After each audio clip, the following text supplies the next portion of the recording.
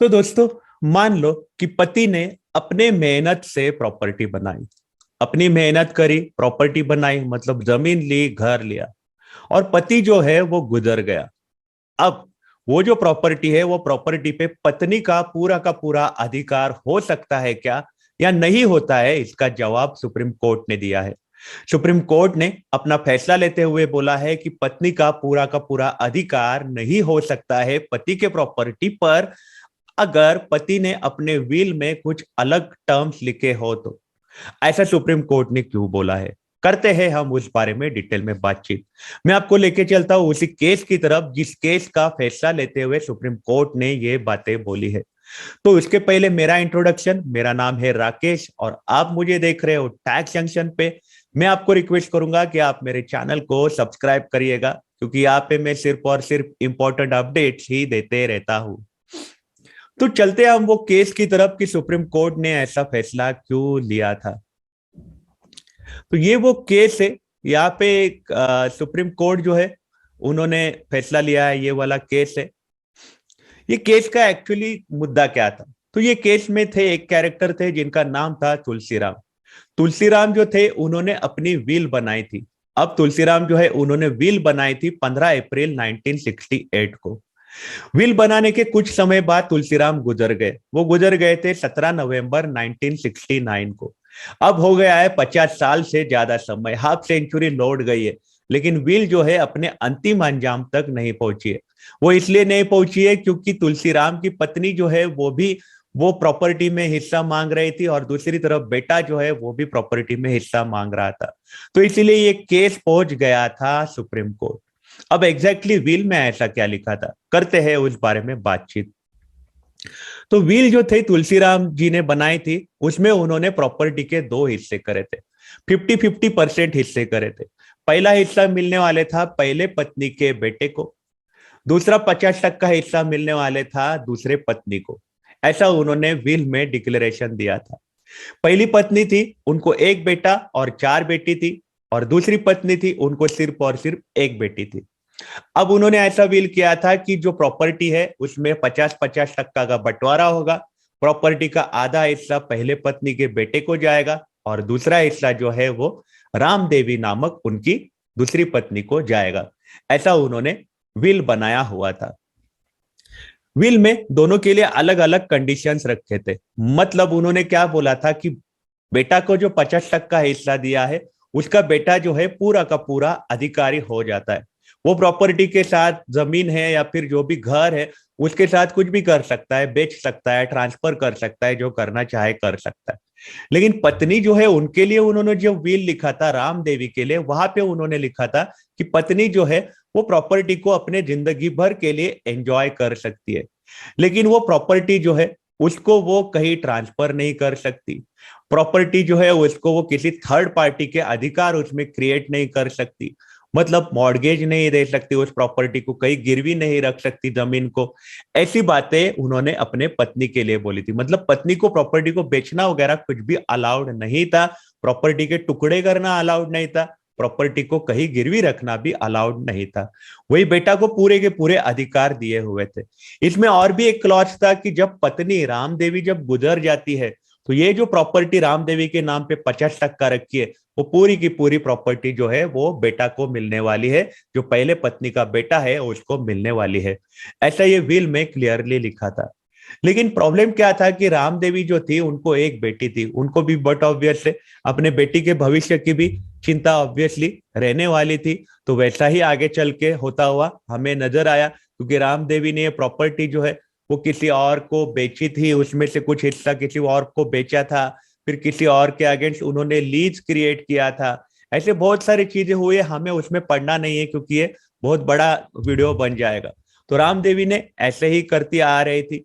तो उसमें क्या हुआ कि जो बेटा है, बेटा जो है उसको ऑब्वियसली प्रॉब्लम होगी, क्योंकि उसका यही था कि राम देवी जैसे गुजर जाएगी वैसे प्रॉपर्टी जो है मेरे को पूरी की पूरी मिलने वाली है।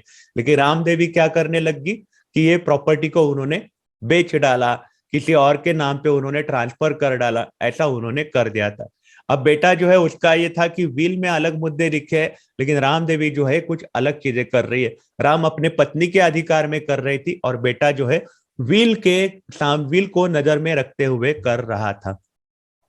तो इसमें बट ऑब्वियस है सेक्शन 14 का जिक्र होना बट ऑब्वियस है, क्योंकि सेक्शन 14 अपने को बताता है कि बेटियों के अधिकार, मतलब अपने देश के नारियों के अधिकार की बात करता है सेक्शन 14।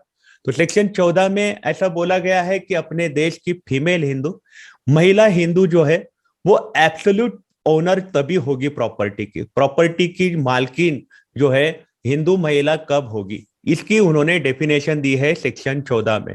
सेक्शन 14 में ऐसा बोला गया है कि मालकिन हिंदू महिला जो है मालकिन तभी होगी जब उसने प्रॉपर्टी को पजेस किया हो, और वो पजेशन उसके पास कैसे आया हो, मतलब वो प्रॉपर्टी मूवेबल हो सकती है, इमूवेबल प्रॉपर्टी हो सकती है, और वो जो महिला है उसको इनहेरिटेंस से, मतलब एज अ वारिस करके उसको प्रॉपर्टी मिली हो, या फिर पार्टीशन से उसको प्रॉपर्टी मिली हो, या फिर उसको मेंटेनेंस में उसको प्रॉपर्टी मिली हो, मतलब पति से वगैरह मेंटेनेंस में प्रॉपर्टी मिली हो, या फिर अरियर्स रहेगा, मेंटेनेंस के कुछ पैसे बाकी रहेंगे उसके लिए उसको प्रॉपर्टी मिली हो, कि घड़ी घड़ी आने वाले पैसे उसके बदले में प्रॉपर्टी दे दी हो, या फिर उसको किसी ने गिफ्ट दिया रहेगा, या फिर उसके कोई रिश्तेदार जो है उसने कुछ गिफ्ट दिया रहेगा, या तो शादी के पहले या तो शादी के बाद उसको प्रॉपर्टी का गिफ्ट मिला रहेगा, या फिर वो महिला ने अपने मेहनत से, अपने एक्सर्शन से, अपने स्किल से उसने प्रॉपर्टी खरीदी होगी, ये भी मुद्दा बोला है। और या फिर महिला ने अपनी जो प्रॉपर्टी है वो उसने अपने स्त्री धन से बनाई रहेगी,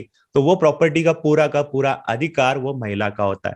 मतलब सेक्शन 14 अपने को बोलता है कि महिला का प्रॉपर्टी पे अधिकार कब होता है, जब उसको इनहेरिटेंस से, जैसे भी वारिसी से उसको मिला रहेगा, या फिर मेंटेनेंस में मिला रहेगा, पार्टीशन में मिला रहेगा, गिफ्ट में मिला रहेगा, ऐसे अलग अलग चीजों के कारण अगर प्रॉपर्टी मिली रहेगी तो वो महिला का ही अधिकार होता है, उसमें पुरुष जो है वो अधिकार नहीं जमाता है।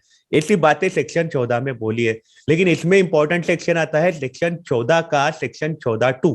सेक्शन 14(2) ऐसे बोलता है कि अगर महिला ने प्रॉपर्टी गिफ्ट या फिर विल से उसको मिली है, या फिर कोर्ट के किसी ऑर्डर से या फिर किसी हुक्म से प्रॉपर्टी मिली है, तो गिफ्ट या फिर विल जो है, या फिर जो भी हुक्म आया रहेगा या ऑर्डर आई रहेगी, उसमें रेस्ट्रिक्टेड स्टेट हो सकती है प्रॉपर्टी की, मतलब उसके अधिकार जो है वो लिमिटेड उस प्रॉपर्टी में हो सकते हैं।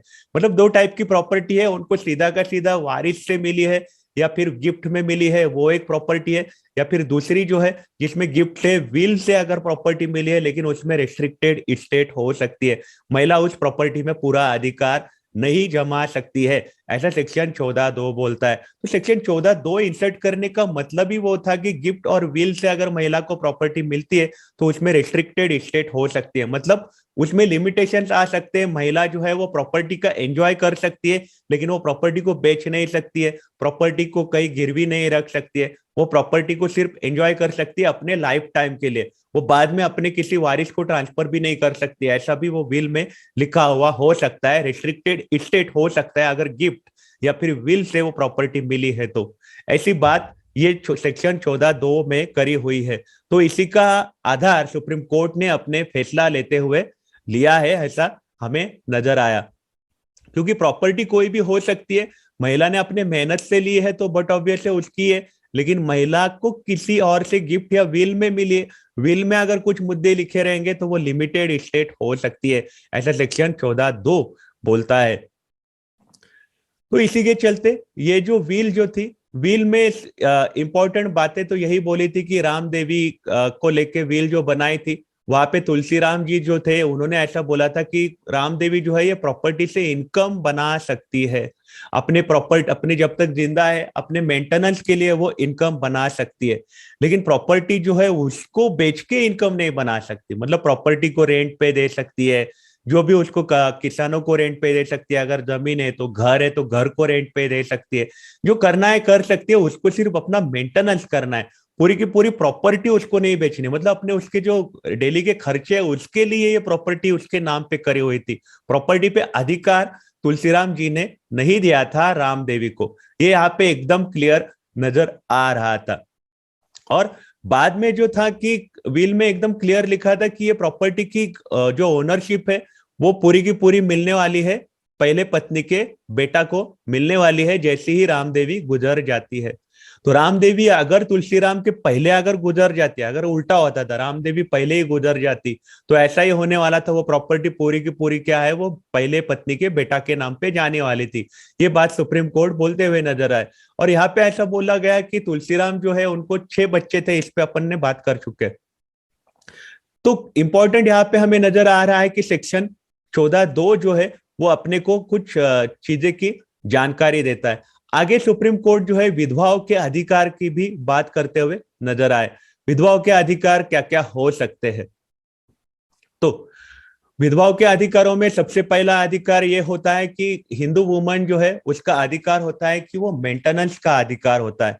ये उसका पर्सनल, कोई भी आदमी है शादी करता है तो उसका पर्सनल जिम्मेदारी हो जाती है कि अपने पत्नी का मेंटेनेंस करे, और ये उसकी ड्यूटी मानी जाती है। भले ही हस्बैंड के पास प्रॉपर्टी नहीं है लेकिन पत्नी का मेंटेनेंस करे। मेंटेनेंस करे मतलब उसका खाना पीना, उसका रहना, कपड़े, सारी चीजें हस्बैंड करे, ये फर्ज माना जाता है कायदे से भी।